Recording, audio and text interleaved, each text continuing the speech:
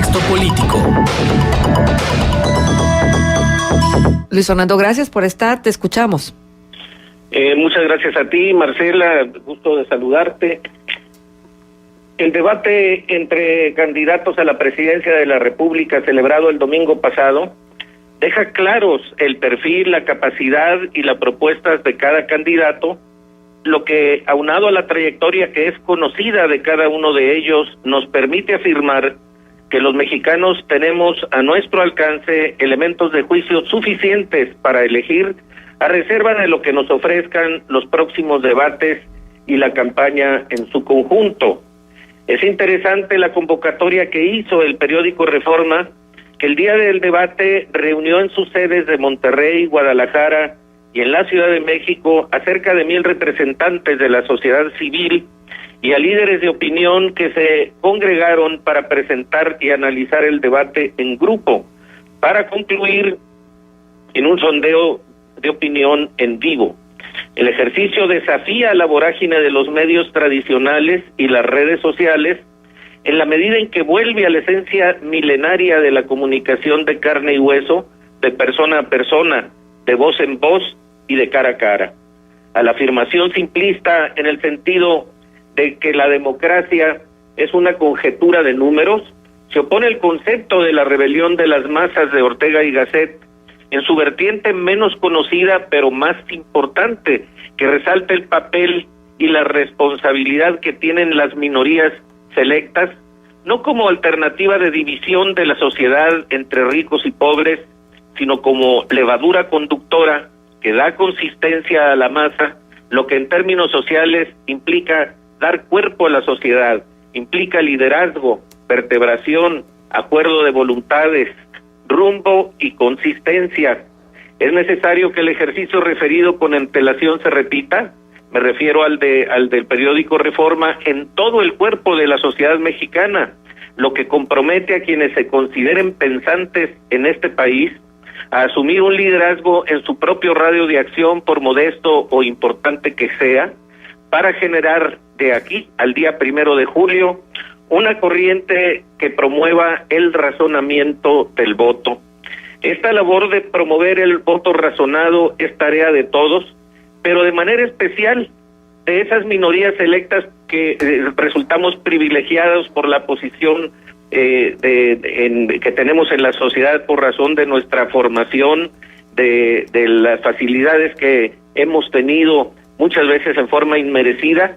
Pues es evidente que en la próxima elección se juega como en ninguna otra el futuro de México y solo queda luchar porque el hartazgo, el enojo o la frustración, que están muy de moda, no aportan ninguna solución a los problemas del país.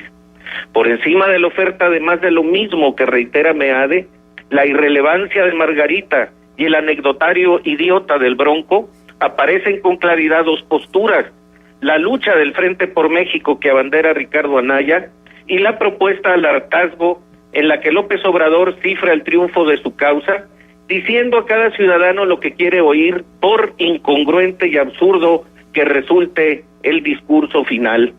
De las dos posturas referidas, la única transitable es la del Frente, porque nace de una alianza de elementos plurales que, en base a su ubicación en el centro del espectro de izquierdas y derechas, desde la accidentada experiencia de nuestra democracia imperfecta, trabajan por un mejoramiento de nuestra vida pública en base a una propuesta fundamental. Anaya se compromete a poner fin al pacto de impunidad, mientras que López Obrador ofrece perdón y olvido a los delincuentes de dentro y fuera de la estructura de gobierno, lo que ha unido en una misma causa en contra del Frente a los extremos que existen al interior del PRI, es decir, la vieja facción populista representada por el PG y el nuevo PRI de Enrique Peña Nieto. Como garantía de que va a cumplir esta promesa, el Frente y Anaya ofrecen los ejemplos de los estados de Chihuahua, Veracruz y Tamaulipas, cuyos actuales gobiernos, que han combatido la corrupción con empeño y resultados sin precedentes, son producto de una alianza electoral semejante a la que hoy postula a Ricardo Anaya. El Frente está comprometido con un gobierno de coalición que lleve hacia un camino hacia un cambio de régimen Y en cambio, López Obrador y sus secuaces amenazan en forma descarada en su propaganda expresa con el regreso a la presidencia imperial, con todo y lo que implica un Congreso sometido a la voluntad del Poder Ejecutivo. En la esquina del Peje, durante el debate, el demagogo exhibió sin pudor su indiferencia respecto a sus contendientes y su desprecio hacia la sociedad civil organizada, que ningún respeto le merece, sin más argumentos que su demencial ocurrencia que dice: la nación soy yo, el Estado soy yo, el Mesías soy yo, Marcela. Uh-huh. Pues sí, esto es algo de lo que se ha venido hablando en el postdebate, aunque la verdad de las cosas es que revisando los muros de los contactos que yo tengo en Facebook, pues veo los comentarios y la verdad de las cosas es que duele darnos cuenta que a unos y otros por igual se les califica de poco capaces para el encargo tan importante que es ponerse al frente de un país con tantas deudas y con tantas hipotecas sociales como es México. Fíjate que yo no estoy de acuerdo con eso, Marcela. Yo creo que cualquiera de ellos puede ser capaz, pero también puede ser capaz de llevarnos a la ruina, ¿verdad? Un despeñadero peor que el que nos llevó Peña Nieto. No, cualquiera de ellos puede ser capaces. El problema es que al final de cuentas, el conjunto de elementos que yo menciono, es decir, propuesta, trayectoria, perfil, etcétera, pues esos pueden variar y es lo que precisamente hay que razonar. Decir que ninguno de ellos es capaz es tanto como descalificar a toda la sociedad mexicana como incapaz de ofrecer alternativas.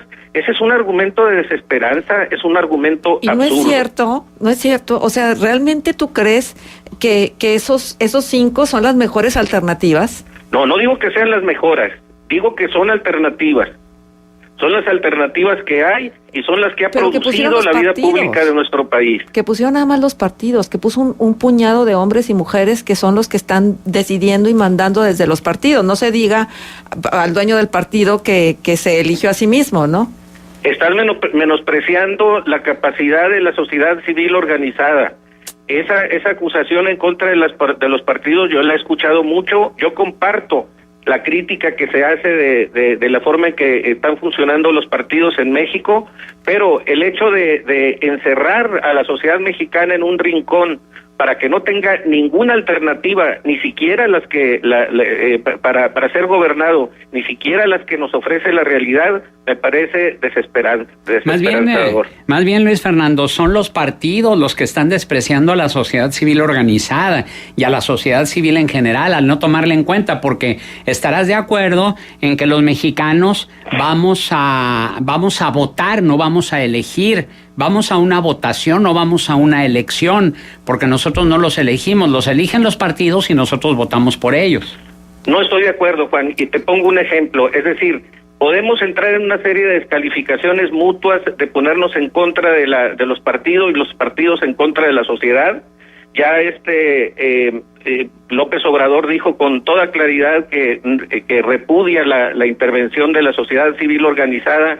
Dice, ¿por qué? Porque se apoya en el tigre, se apoya en ese segmento de la sociedad o diversos segmentos de la sociedad que están descalificados por las actividades a que se dedican, y entonces no necesita la sociedad para gobernar, necesita a los cuadros que organizó en su partido como invitados o como parte de él, o con el tigre, esa parte de la sociedad oscura que está en las sombras. Sí, eso fue lo que dijo Andrés Manuel López Obrador, pero lo que estás diciendo no refuta mi planteamiento. Yo te estoy diciendo que los mexicanos no vamos a elegir, vamos a votar, es decir, no vamos a una elección porque no elegimos nosotros a quienes queremos que nos representen, sino que los partidos son los que eligen a los candidatos y nosotros votamos por ellos. Ese fue mi planteamiento concreto. Te lo contesto derechito, esa es una cuestión de semántica, es decir, de significado. Decir que una cosa es elección y otra cosa es votación, es una discusión bizantina, totalmente, porque además... Para ti, Luis Fernando, ¿eh? No, y te voy a decir por qué. Porque hubo, por desgracia, estamos viendo en este momento un intento fallido con los candidatos independientes que están haciendo un pésimo papel, y entonces, si no sirven los partidos Si no sirven los candidatos independientes, si no sirve el gobierno, si no sirve la sociedad civil organizada, entonces que nos come el tigre. No, es que ahí también tendríamos mucho terreno para la discusión, que me parece que es valiosa el disenso o el no estar de acuerdo en ciertas posturas, pero de independiente no tiene nada. O sea, vamos hablando las cosas como son. O sea, realmente no están ahí dos candidatos independientes, están dos militantes de partidos que no les dieron lo que querían que les dieran y entonces salieron y se hicieron independientes. Por eso, pero en eso resultó. Si no era una mala propuesta. La propuesta de los candidatos independientes es una buena propuesta. Nomás que entonces estamos llegando a la conclusión de que nada nos funciona. Pues es que, a ver qué funciona. A ver, vamos diciendo qué funciona en este país. El Estado de Derecho, el ataque a la corrupción, haciendo que haya menos impunidad. ¿Eso funciona? Te voy a decir que funciona. No hay un 100% de funcionalidad en este país, ni hay una disfuncionalidad completa. Estamos en una lucha. Precisamente por eso el desideratum que yo planteo en mi colaboración es que o luchamos o nos hacemos los enojados, claro, y nos retiramos de la contienda. Totalmente de acuerdo contigo. Hay que seguir luchando. O sea, lo único que no podemos hacer es doblar las manos y decir, bueno, así están las cosas, así tenemos que vivir.